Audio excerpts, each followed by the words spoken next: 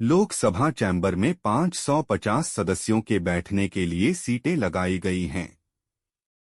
सीटों को 6 ब्लॉक में बांटा गया है। प्रत्येक ब्लॉक में 11 पंक्तियां हैं। ब्लॉक नंबर 1 जो कि स्पीकर के दाईं ओर है और ब्लॉक नंबर 6 स्पीकर के बाईं ओर है।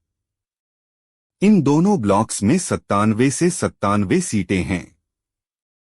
बाकी के सभी 4 ब्लॉक्स में 89 से 89 सीटें हैं। क्या आप जानते हैं कि इन लोकसभा सदस्यों के बैठने के लिए भी कोई नियम होता है और कौन कहां बैठेगा? इस बात का निर्णय करने का अधिकार लोकसभा के स्पीकर के पास होता है। लोकसभा में किस पार्टी का सदस्य कहां बैठेगा, इस बात का निर्णय किस फॉर्मूले के आधार पर होता है? भारत के संविधान में लोकसभा के लिए सदस्यों की अधिकतम संख्या 552, 530 राज्यों से प्लस 20 केंद्र शासित प्रदेशों से प्लस 2 राष्ट्रपति द्वारा नामित निर्धारित की गई है। वर्तमान में सदन की सदस्य संख्या 545 है। ज्ञातव्य है कि 17वीं लोकसभा में बीजेपी के पास वर्तमान में 303 सांसद हैं और कांग्रेस के पास केवल 52 लोकसभा सांसद हैं। भारत की संसद के 3 अंग हैं: लोकसभा, राज्यसभा और राष्ट्रपति। लोकसभा को हाउस ऑफ पीपल्स भी कहा जाता है।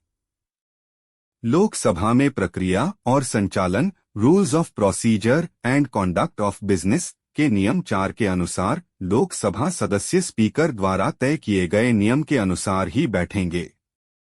इस संबंध में स्पीकर को दिशा निर्देश अध्यक्ष द्वारा निर्देश डायरेक्शन 122A नामक क्लॉज में दिए गए हैं।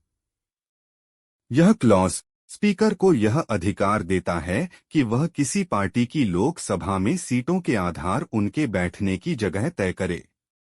सीटों का आवंटन कैसे किया जाता है? यदि हम सबसे आगे की पंक्ति फ्रंट रो में बीजेपी के लिए आवंटित सीटों की संख्या निकालना चाहें तो मान लीजिए कि लोकसभा में बीजेपी और उसके सहयोगी दलों के पास कुल 350 सदस्य है और सभी ब्लॉक्स में फ्रंट सीटों की संख्या 20 है, तो एनडीए सदस्यों के लिए फ्रंट सीटों की संख्या होगी 350 x 20 550 13 8। पहली पंक्ति में मौजूद 20 सीटों में से 13 सीटों पर एनडीए के सदस्य बैठेंगे। इसी फॉर्मूले के आधार पर कांग्रेस को उसके 52 सदस्यों में से कुछ को पहली पंक्ति में सीटें आवंटित की जाएगी।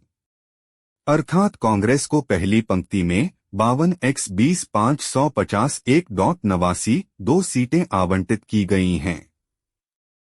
इसी प्रकार तृणमूल कांग्रेस और एआईएडीएमके को 2 फ्रंट पंक्ति की सीटें और बीजेडी को 1 फ्रंट सीट दी गई है। बची हुई सीटों के बंटवारा कैसे होता है? जिन पार्टियों के पास 5 से कम सदस्य होते हैं या जो इंडिपेंडेंट होते हैं, उनके लिए सीटों का आवंटन लोकसभा स्पीकर अपने विवेकाधिकार के आधार पर करता है।